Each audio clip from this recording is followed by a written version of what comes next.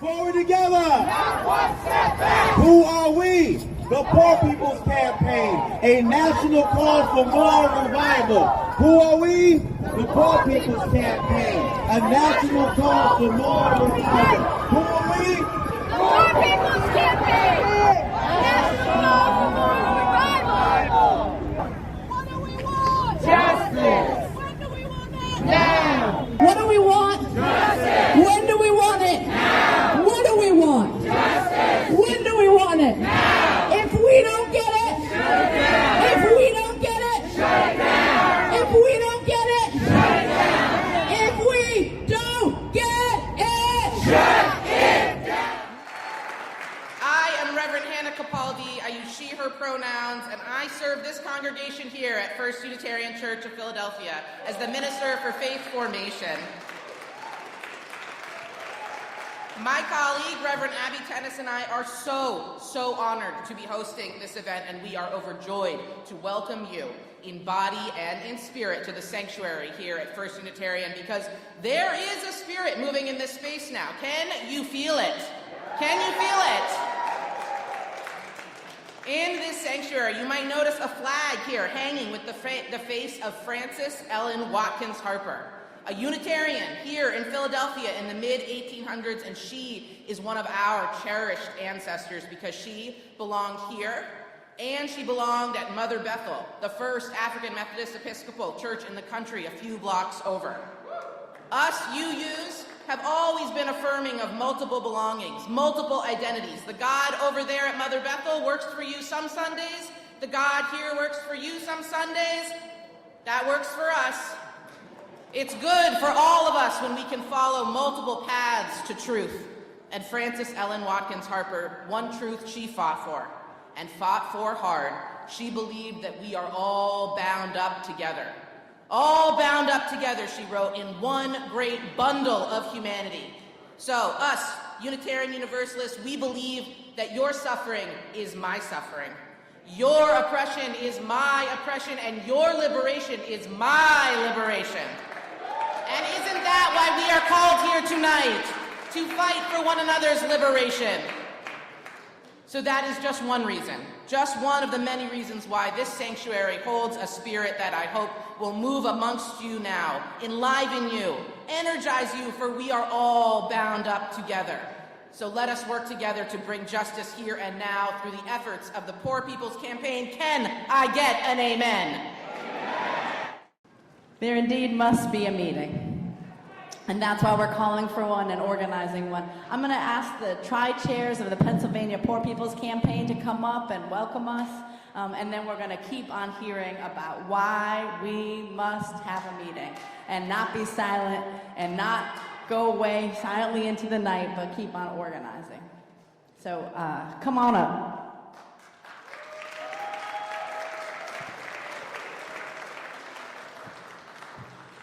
Good evening, Philadelphia. You all look so beautiful. So glad to be here with you.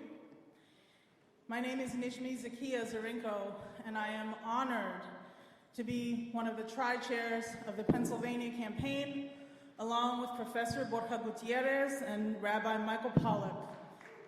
Give it up.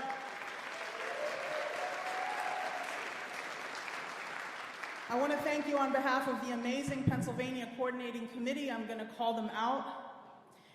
I was raised all of my life in the state of Pennsylvania, and I got into this work through life experience. Life experience brought me here today, asking the question, why?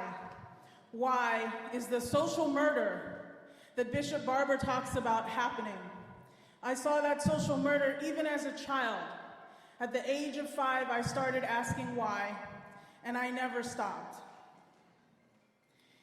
Over time, that led me into this movement, to the Poverty Initiative, the Kairos Center.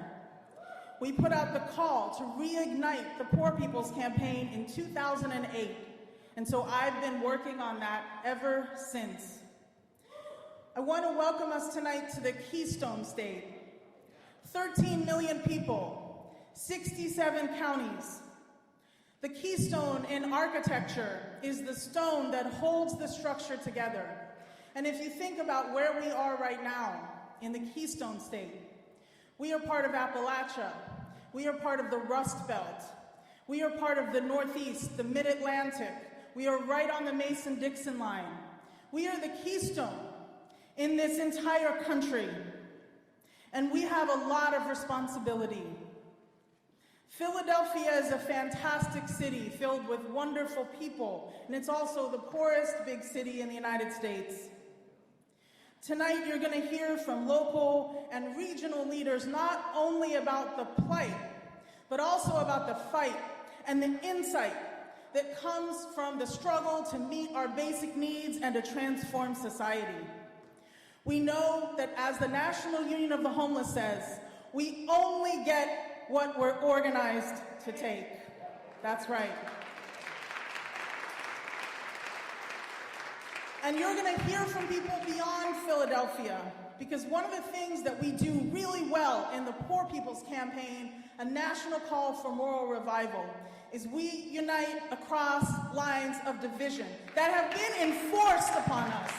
Enforced upon us. They are not natural. They have been enforced. We don't allow ourselves to fall for the divide and conquer that pits people in Philadelphia against people in other counties in the state and vice versa. We reject that. We're about connecting the poor and dispossessed in Philadelphia to the poor and dispossessed in Wayne County, and Lancaster County, and Clearfield County, and Warren County, and everywhere in between.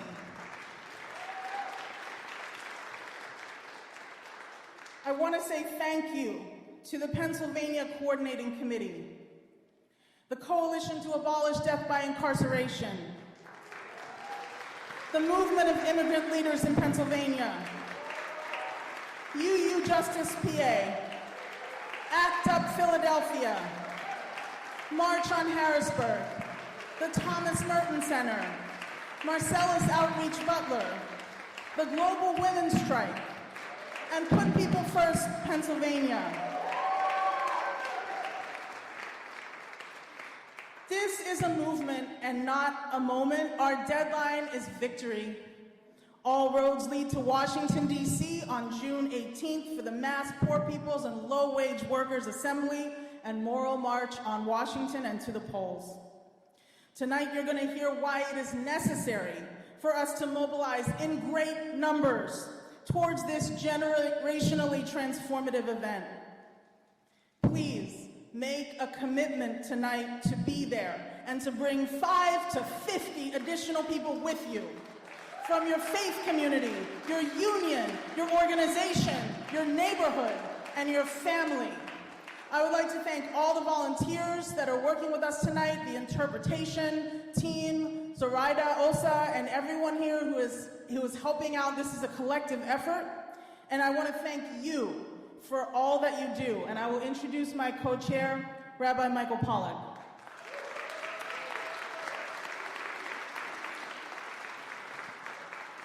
Hello, I am Rabbi Michael Pollack with March on Harrisburg and the Poor People's Campaign, a national call for moral revival. I'd like to start by just thanking all of the volunteers. Many of you have been here all day, and thank you for your work, for making sure people are safe, people know where to go, that we're fed and taken care of. Thank you everybody who helped with the march, and thank you everyone for being here. Welcome to Pennsylvania.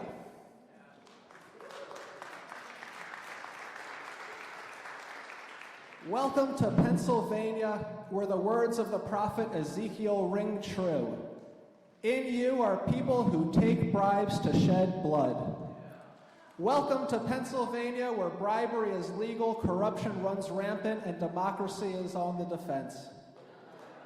Welcome to Pennsylvania, where gifts are legal, campaign contributions are unlimited, side jobs are legal, the revolving door spins dizzying, and independent expenditures, dark money, are untracked and unlimited. Welcome to Pennsylvania, where the voice of the people needs to come together and be heard. Because right now in Pennsylvania, the words of Isaiah are too true. Your rulers are rebels, partners with thieves. They chase after bribes. The widow and the orphan's cause does not come before them. Welcome to Pennsylvania, where it's time to build a movement. Welcome to Pennsylvania, where it's time to come together, get in step, and march forward together and have justice. I'd like to thank Brandis Mazik and Brian Morrison, the ASL interpreters with the Deaf Hearing Communications Center, who have donated their services here tonight. And again, thank you to all of the volunteers who have come out. And again, welcome to Pennsylvania, where it's time to get in step and it's time to march to DC on June 18th.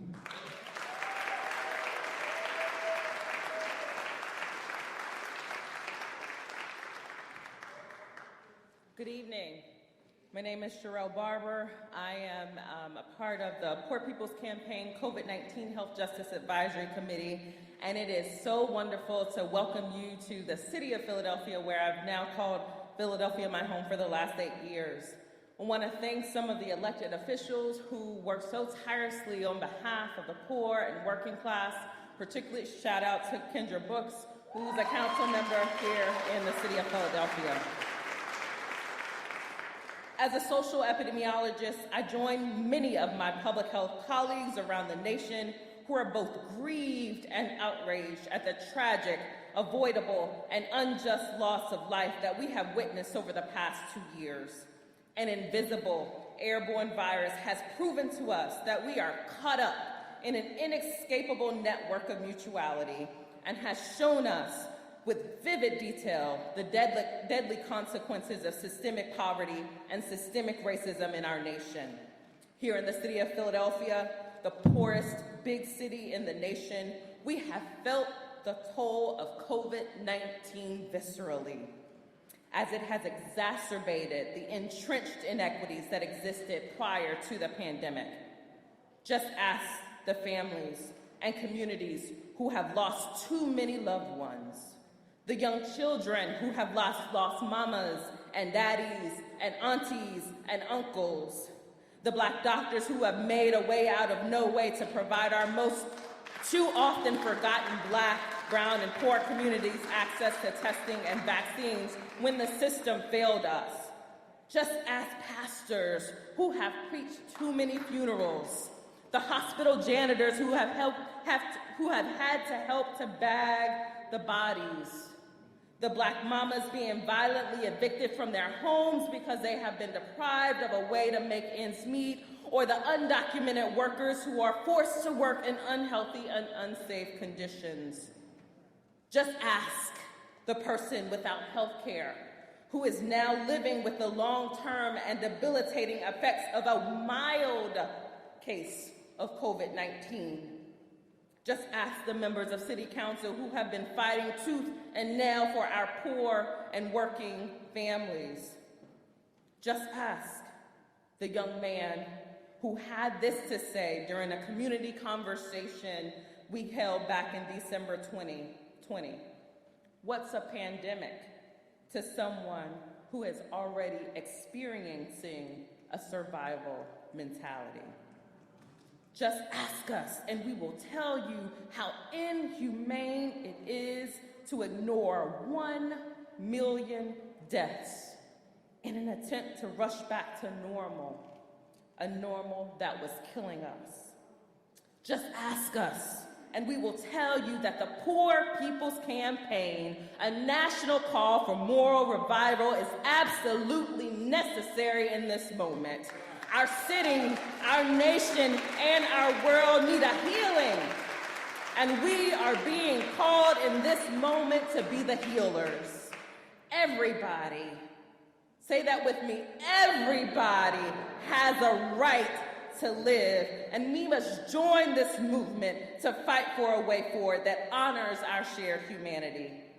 Justice demands nothing less of us, and our collective lives depend on it. Thank you.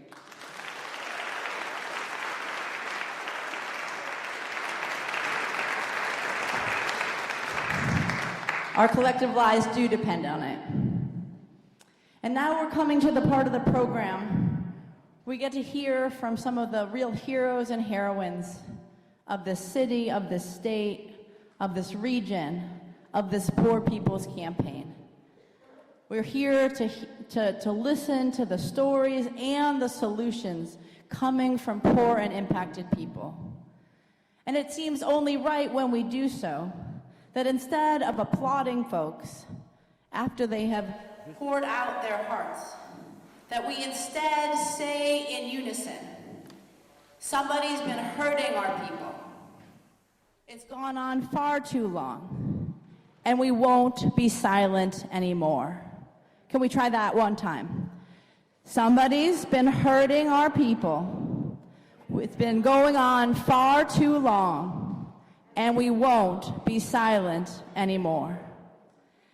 So please, as folks do join us, give them a round of applause as they come. I'm going to introduce the first 5 speakers who will come one after another, and then we'll have a little bit of music, and then we'll hear some other testifiers. So I want to introduce Melvin Harston, Kearney Warren, Marcela Ramirez, Carolyn Hill, and Seppi Schiller. Melvin Harston.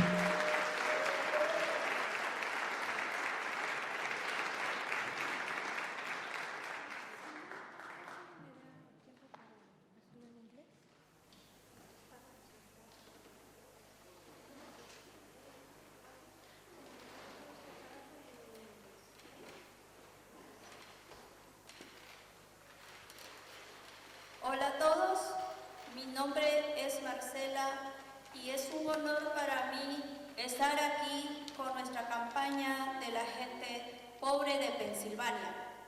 Soy miembro de MILPA, el movimiento de inmigrantes líderes en Pensilvania. Soy uno de los millones de trabajadores esenciales de este país. Somos los que producimos demasiada riqueza para esta nación. Los que no podemos darnos el lujo de descansar durante la pandemia, estoy aquí para exigir el respeto, el derecho básico para los 11 millones de americanos indocumentados y de todos nosotros los 140 millones de personas pobres en este país. Hello, my name is Marcela, and I am honored to be here with our Pennsylvania's Poor People's Campaign. I'm a member of MILPA, the Movement of Immigrant Leaders in Pennsylvania. I am one of millions of essential workers in this country. We are the ones who produce immense wealth for this nation, the ones who cannot rest during the pandemic. I am here to demand respect and basic rights for the 11 million undocumented Americans and all of us, the 140 million poor people in this country.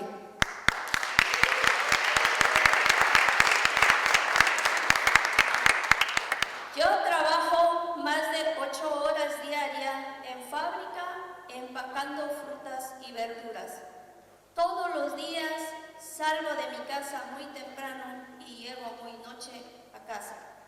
Necesito el dinero para poder sostener a mi hija y poder pagar mi renta. Me imagino un mundo en donde no tenga que matarme trabajando tanto y poder pagar mis cuentas. Un mundo en donde paso más tiempo con mi hija y menos tiempo en el trabajo. Un mundo así es posible, pero nosotros los pobres y desposeídos debemos trabajar juntos para crearlo. I work more than 8 hours a day in a factory, packing fruit and vegetables. Every day I leave my house very early and I arrive home very late at night. I need the money to support my daughter and pay my rent. I envision a world where I don't have to work so hard to pay my bills. A world where I spend more time with my daughter and less time at work. Such a world is possible. If you don't believe me, ask the millionaires who enjoy this privilege, which should be a basic right for all workers.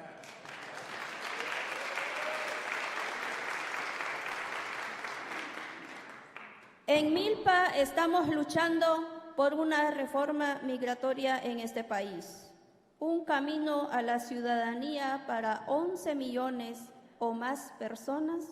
Necesitamos una protección permanente para cada familia ya. Que este cambio nos beneficie a todos. Sin embargo, el único cambio que recibimos bajo esta administración son 2 nuevos centros de detención aquí en Pensilvania. Uno de ellos es el centro de detención más grande del noroeste del país y el único centro de detención en Pensilvania, propiedad de una empresa privada, donde la empresa recibe ganancias por las encarcelaciones.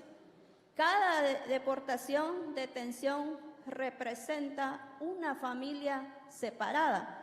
En este país siempre hay dinero para financiar la detención y deportación de la gente pobre y trabajadora, pero nunca hay dinero para nuestra legalización, para acceso a salud médica, para salarios dignos. Eso es inmoral.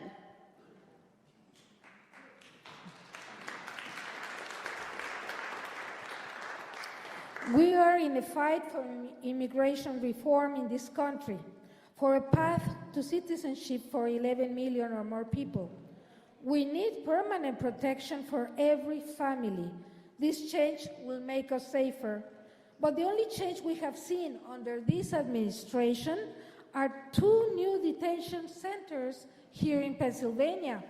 One of them is the largest detention center in the Northeast, and the only detention center in Pennsylvania owned by a private company.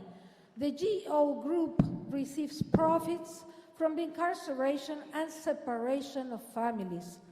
For poor and working people, there is always money, detention, and deportation, but there is never money for our legalization, for our health care, for living wages.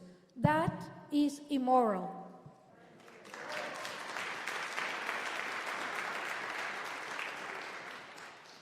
Mis compañeros de Milpa y yo estamos movilizando a Washington, Distrito Central, el 18 de junio porque queremos ser escuchados, queremos ser tratados con igualdad y dignidad en este país. Seguimos en la lucha por un sistema de migración justa, humana y segura para cada persona, por un camino a la ciudadanía, por licencias de conducir aquí en Pensilvania. Les invitamos a todos a unirse con nosotros. Unidos pa'lante, ni un paso atrás.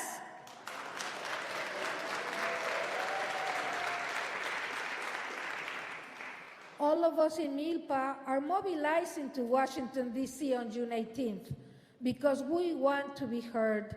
We want to be treated as equals in this country.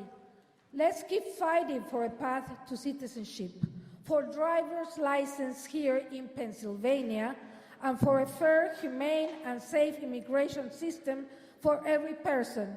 We invite you all to join us. Forward together, not one step back.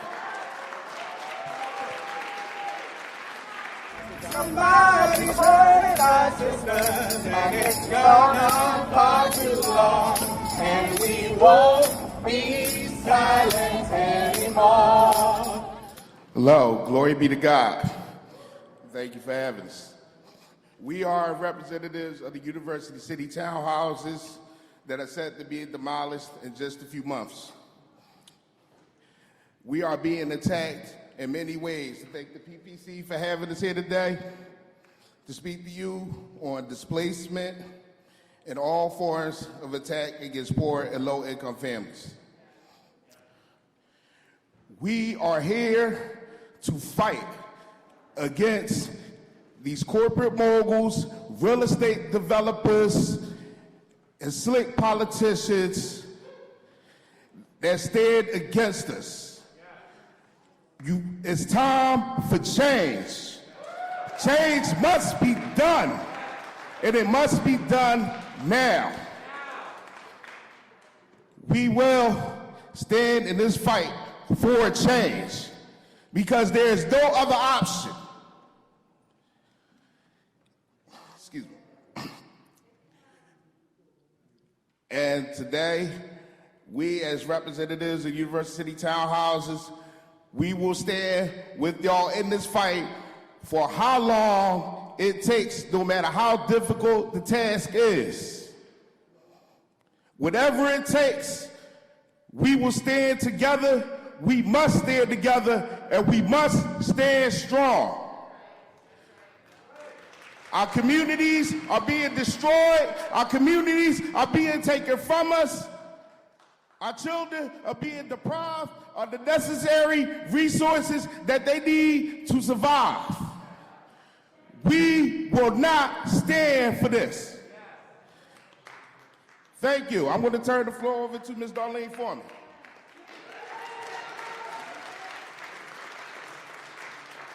Once again, thanks for having us. I'm one of 68 residents that lives in University City Townhomes, owned by Altman Management Company, and we're about to be displaced, so they say, on July the 8th. But we're going to fight them. We've been fighting and protesting all over the place and doing everything necessary to protect our families. We're going to continue to fight, as Melvin said. We're even going to be out there June 18th for that march on Washington. Because if we all stick together and stand strong, we can't be defeated, especially with God first. So, thank you for having us, and I also want to invite you to our movie night on Friday, April the 29th from 8 until 9:30. Please bring a chair and your support. Thank you so much. For somebody in displacing our families, it's gone on far too long, and we won't be silent anymore. Together! Forward together! Forward together! I'm going to bring up now Kearney Warren, and as she's coming, I'm going to remind us that this is a really important part of our program. And thousands of people are joining us online. So we're going to try to keep to a couple minutes, 2 minutes each, so that we can have a chance to hear all of these powerful testimonies. And we're going to be in the audience cheering them on, encouraging folks, and reminding us that somebody's been hurting our people, and it's gone on far too long, and we won't be silent anymore. Environmental racism is a result of systemic processes of redlining. Environmental racism and climate destruction are rooted in the systemic processes of white supremacy, colonization, capitalism, and patriarchy. So it's not a coincidence that Chester, where I live, was named the worst case of environmental racism in our country. The power structure of white supremacy stole and squandered the resources from where I live, essentially defunding my community and planting hazardous industries in my backyard, causing different types of health issues as well as death. The Pennsylvania Department of Environmental Protection labeled Chester as an environmental justice community, yet the system protects companies like Vanguard who invest in companies that pollute our air. The executives of these hazardous businesses go home, live in their safer suburban communities while breathing less polluted, cleaner air, while my community is forced to get sick and die from the toxins we inhale from the actions of their greed. The system makes it hard for communities like mine to use protections like the Title VI of the Civil Rights Act and the Pennsylvania Environmental Rights Amendment that state that we have a right to clean air and clean water. Cancer is a huge problem in my community. My mother and father were diagnosed with cancer. I have family members that live on the same block where 2 incinerators are located in Chester. When I asked was my mother's tumor a result of hereditary once she got tested, they told me no. So I went out and got genetic testing and counseling done because I live in Chester. I was told that I do not have cancer genes, but my environment and the air quality that I breathe is could lead to cancer diagnosis. Somebody's been polluting our environment.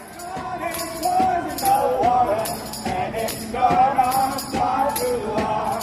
And we won't be silent anymore. Hi, everybody. My name is Carolyn Hill. I'm with the Women of Color in the Global Women's Strike, and Every Mother is a Working Mother Network. I am a mother of 5, 2 deceased, 3 still living. I'm a grandmother of 16, which I had 3 in my custody. I was also a kinship carer for 2 of my nieces. My sister was having a mental issue problem, so out of the love for her and her children, I agreed to take them in. The girls was placed with me. They were doing fine. I had a roof over my head. I had food in my refrigerator, and the girls was doing fine, well cared. But then Child Welfare Department said I was too poor to raise them. I fought back by protesting, writing letters, and getting support. But they gave the girls to a more distant family member who is not close to my sister, who has more money, and I haven't seen them since 2013. I'm with the group I work with are fighting for more money for mothers and grandmothers for work of caregiving. The child tax credit was a good godsend for me and my family. It helped me pay my bills, kept cable on for the grandchildren, buy them clothes, take them to the amusement park. If I had the child tax credit earlier, child welfare might not have taken my nieces from me. Now that the child tax credit is gone, we are back in the poorhouse again. We don't get to go out on family outing. No more Taco Tuesdays, no more movie night, no more pizza night. I'm not getting a break. The child tax credit was helping me catch up on my bills. Now I have to juggle them again. Plus, food went up. 5 pounds of chicken wings, $17.99. Toilet paper then doubled its price, 10 rolls for $10.99. It's a struggle because they didn't put up food stamps with the child tax credit being shut off. Some people are going to be hungry again.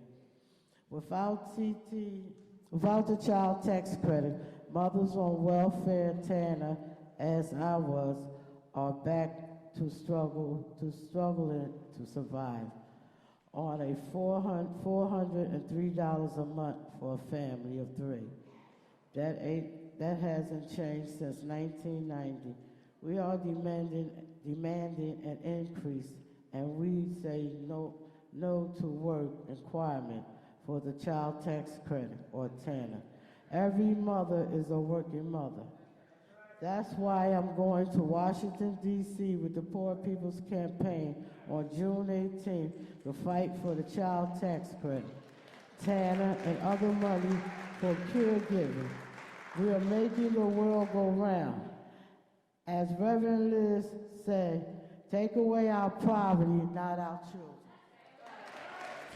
Somebody's going our family, and it's gone on far too long. It's gone on far too long. It's gone on far too long.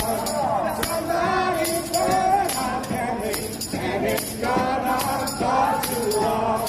And we won't be silent anymore. I'm going to speak a little bit about the military complex. So, my father, he immigrated from the Philippines and joined the Navy. Growing up on military bases, I was fed the lie that America was the world's savior, that who served would be honored and celebrated. Well, if this were true, then 29% of the junior enlisted would not be food insecure, and also there would not be veterans on the streets. families, they are pumping money into bombs and occupations. The military is being privatized at an alarming rate. One Pentagon contractor, CEO, was paid over $35 billion, while at the same time, soldiers are overseas while their families are at food banks.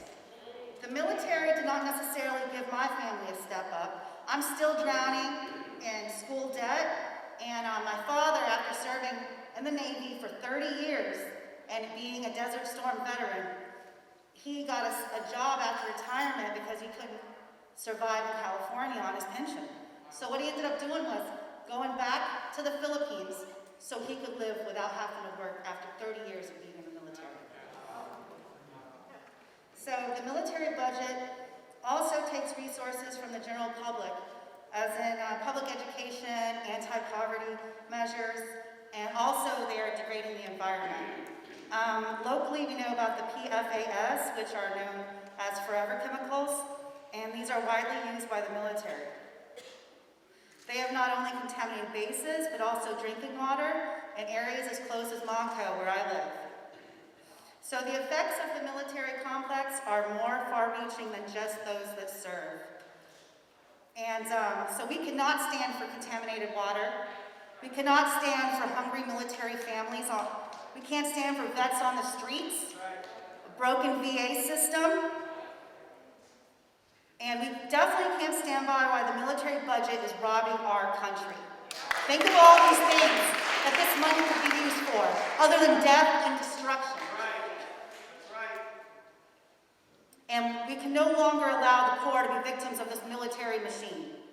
No longer can this be allowed to happen. And the poor and the dispossessed, they deserve more. And that's why I stand here as a member of Put People First, and I stand with the Poor People's Campaign. Thank you very much.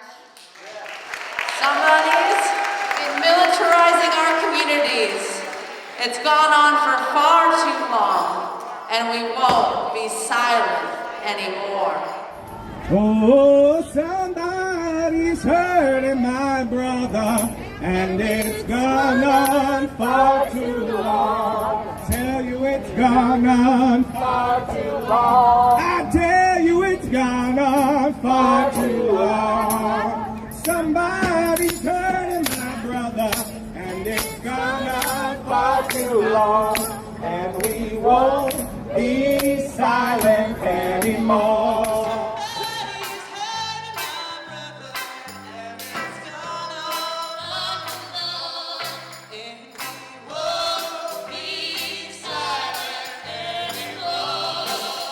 Somebody's hurting poor people, and it's gone on far too long. Yes, it's gone on far too long. It's gone on far too long. Somebody's hurting poor people, and it's gone on far too long, and we won't be silent anymore.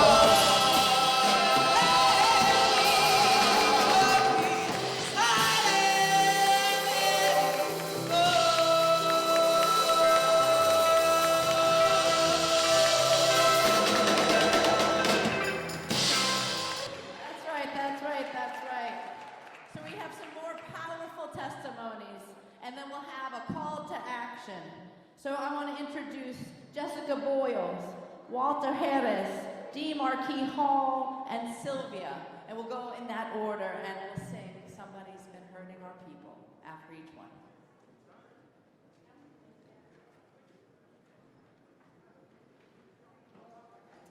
Hello, everyone. My name is Jessica. I live in Northeast Pennsylvania, and I'm a home health care aide. In the spring of 2020, when the pandemic hit, and suddenly I was essential and I was a hero, I was also a healthcare worker without health insurance. And at $11 an hour, I made too much for Medicaid, but not enough to buy insurance. I looked for a new job, offering health insurance benefits, and the best I could find was an agency requiring a full year of employment before benefits kicked in. I took that job, and I worked that year because I was desperate, only to find that my benefits were so low and my my deductible so high that I couldn't actually afford to use it. I'd also like to tell you about Richard. Richard is an 84-year-old former client of mine who requires 24-hour care. When an agency takes a case, they are legally required to fill all of those hours. This never happened in the 6 months I worked for Richard. He was routinely left without a caretaker in excess of 8 hours, in full knowledge of my supervisor and the county caseworker. I watched coworkers burn themselves out and quit trying to meet these unfilled hours, believing that the agency or the county would soon fix the problem. But I knew better by then. So I would stop in as often as I could to get him to the bathroom, to get him out of his own soiled brief, causing him urine burns. But I lived with guilt for those 6 months. Every time I chose to take care of myself rather than fill in extra hours for Richard. How do people expect workers to show up day in and day out with those levels of demoralization when we can't even get our own health insurance? And the audacity of our leaders to turn the problem around on us and tell us it's our fault, that we're loafing off handouts, that we're too lazy to get back to work after a pandemic has destroyed and devastated our communities and killed 1 million of us. I am angry and I am affronted. And that is why I am part of the fight here in Pennsylvania for a public health care advocate, and I'm part of the fight against the efforts of our state legislature to cut people off of their Medicaid. And that is why I will mobilize me and mine to show up in Washington on June 18th for the Poor People's Moral March on Washington. Somebody's denying our health care, and it's gone on far too long, and we won't be silent anymore.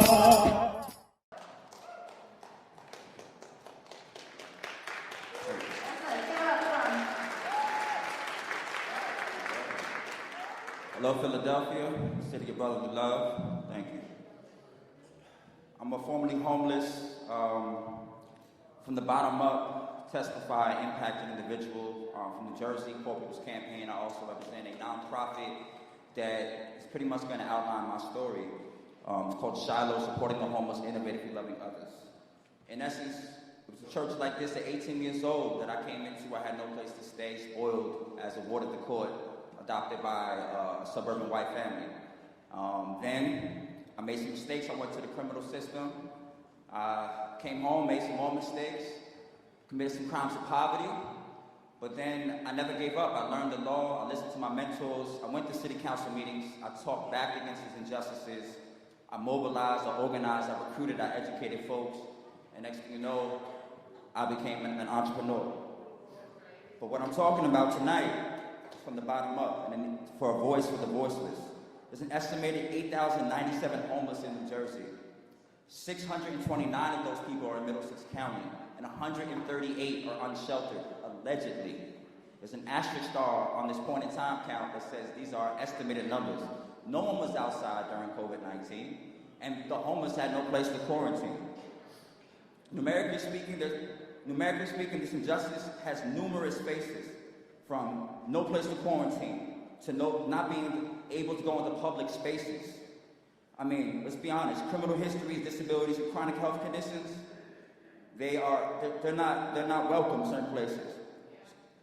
We demand as a voice to the voiceless that HUD, DCA, county, municipal leadership become accountable, lowering eligibilities for these programs, creating more housing, establishing equity in public policy. Why? Because it starts with reentry services. It starts with the forgotten man. It starts with people that have chronic health conditions like POTS, that if they walk up the steps, they might pass out. It starts with people like that that have to leave the state in order to get disability. That's not just. And not only that, these services, they increase life expectancy. That's what it's about.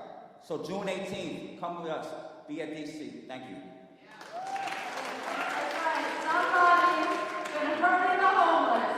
It's gone on far too long. And we won't be silent.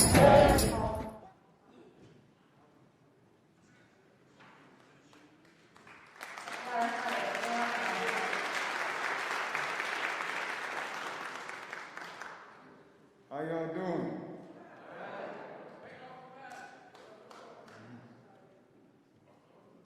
All right. I was born in Chester, Pennsylvania as well. I'm here to represent Delaware, but Chester's not too far from here. And just a week ago,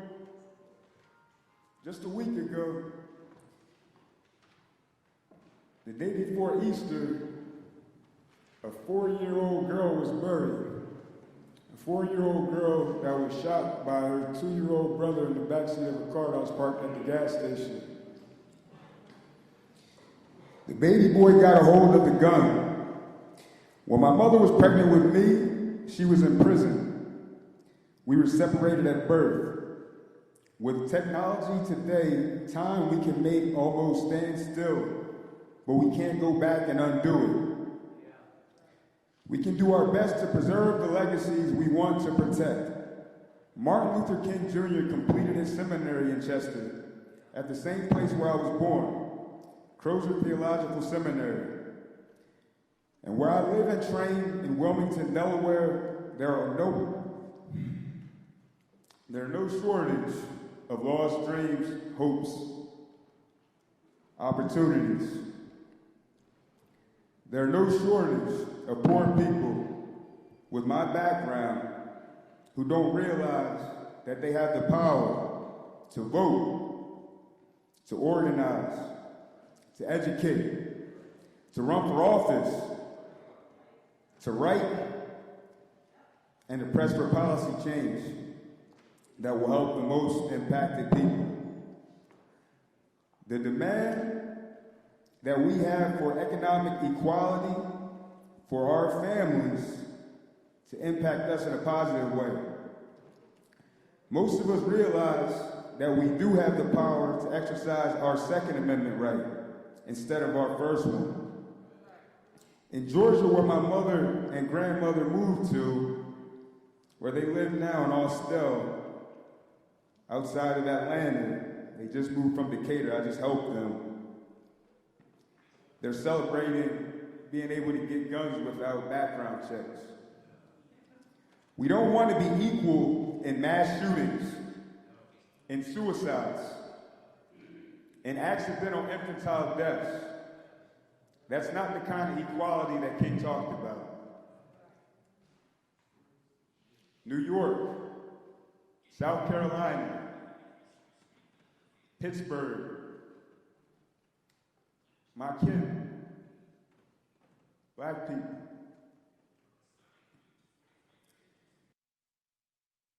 And it's been 12 generations since American chattel slavery. And we stand here in this great nation's first capital. Welcome to Philadelphia, home of the University of Pennsylvania, where they kept the bones of black children murdered by the city's government in 1985. The MOVE bombing, and they shared those bones with Princeton. I'm currently reading Caste by Princeton graduate professor and Pulitzer Prize winner Isabel Wilkerson. Caste. In that book she says, just as DNA is the code of instructions for cell development, caste is the operating system for economic, political, and social interaction in the United States from its gestation, from the time of the birth of this nation. I'm from the first state. That's where I live. First state in this great nation, Delaware. The state where our president hails from, where he claims. But he was born in Pennsylvania like me. Like me. Like us. Here we are. In the Soul of Black Folk by W.E.B. Du Bois, this is my last quote. In The Soul of Black Folks by W.E.B. Du Bois, he says, to be a poor man is hard, but to be a poor race in a land of dollars is the very bottom of hardships. When he wrote that, he was in Atlanta before King was born. This was 1903, same year as the Wright brothers made the first airplane, Kitty Hawk, North Carolina. It's 1903. W.B. Du Bois said this.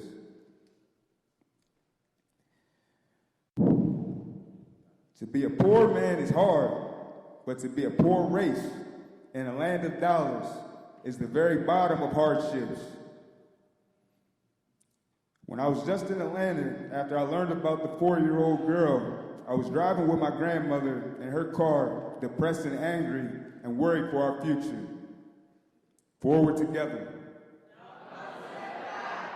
Forward together! Forward together! And I ask, where are we going? You answer, June 18th. Where are we going? June 18th. Where are we going? June 18th. Where are we going? June 18th. Where are we going? June 18th. Where are we going? June 18th. Where are we going? Down to Washington. Where are we going? Down to Washington. Where are we going? Down to Washington. Please wear your mask.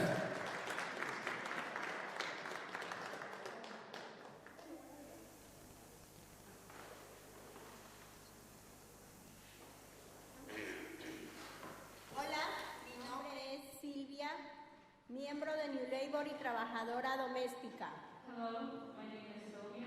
I'm a member of Labor and a domestic worker.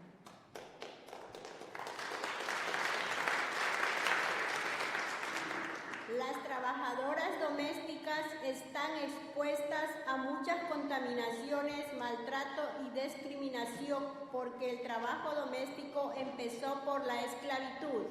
Domestic workers are exposed to many contaminations, mistreatment, and discrimination because domestic work originated from slavery. A lo principal, no tenemos salarios justos, jubilación o contrato por escrito. Maybe we don't have a minimum wage, we don't have written contracts, and we don't have basic protections other workers have. Y por eso estoy aquí con ustedes de parte de New Labor. And that's why I'm here with you in behalf of the labor. We support you. Nosotros estamos luchando por una carta de derechos a nivel estatal en New Jersey para las trabajadoras domésticas. And at this moment, we are fighting for a New Jersey Domestic Workers Bill of Rights.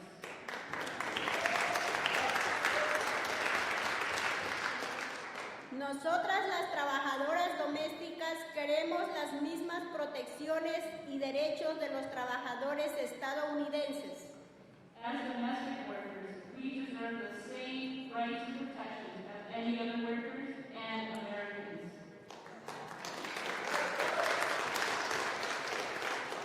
Nosotras no somos indispensables y no somos invisibles como este sistema racial nos dice. We are not disposable. We are not invisible as this racial system tells us. Queremos ser visibles, queremos tener jubilación, queremos los contratos por escrito. We don't want to be invisible anymore. We want to be visible. We want to have the basic protections such as written contracts, minimum wage. Las trabajadoras domésticas se lo merecen y por eso estoy aquí para lograr los sueños de las trabajadoras domésticas. We want domestic workers to have these basic protections, and that's why I'm here, because we, at this moment, are achieving our dreams that domestic workers have been fighting for so long. Y ya va a ser real, por seguir luchando si no hay un salario mínimo justo, seguimos en pobreza, aquí en los Estados Unidos se trabaja mucho. And because domestic workers have no basic protections, we still suffer from not having a set wage. And because we don't have a set wage, we are still in poverty. Porque todo cuesta mucho, la medicina. Acompáñanos a las fechas de audiencia de la Carta de Derechos en New Jersey, va a ser el 12 de mayo en Trenton. And that's why, because there's no wage, minimum wage, that we don't have enough money to buy our medicine, to pay what we need to pay. And that's why I'm inviting you all to come to the Senate committee sessions that will be held in Trenton May 12th. There will be sessions that are going to talk about the domestic workers' bill of rights, and people such as Sylvia would tell their stories about why we need a domestic workers' bill of rights. Thank you.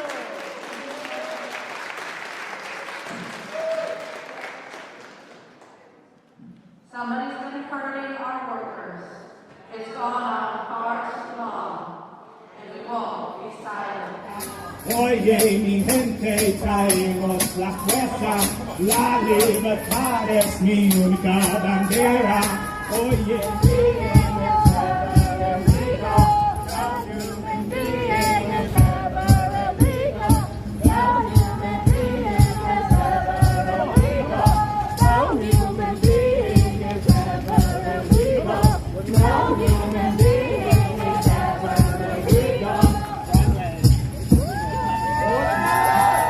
one step back. Forward together. One step back. Forward together. One step back. Forward together. One step back. One day at a time. One day at a time. Well, I went down to the rich man's house and I took back what he stole from me. Took it back. Took back my dignity. Took it back. Took back my humanity. And now he's under our feet. Under our feet. Under our feet. Yeah. Oh, Lord. Oh, my voice is so hoarse. We went down to the governor's house. Well, we went down to the governor's house and we took back what he stole from me. Took it back. Took back my dignity. Took it back. Took back my humanity. Now he's under our feet. Under our feet. Yeah, under our feet. And gonna let no system walk all over me. Thank you, Liz. Let's go down to the ICE office. Well, I went down to the ICE office and I took back what they stole from me. Took them back. Took back my dignity. Took them back. Took back my humanity. Under our feet. Under our feet. Under our feet. Yeah, under our feet. And gonna let no system walk all over me. Well, we went down to UPMC. Well, we went down to UPMC and we took back what they stole from me. Took back my dignity. Took back my humanity.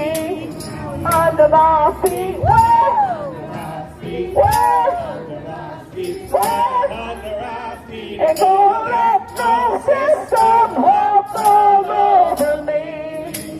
We went down to Casey's office. Yeah. Well, we went down to Casey's office and I took back what he stole from me. Took back my dignity. Took back my humanity. To my feet,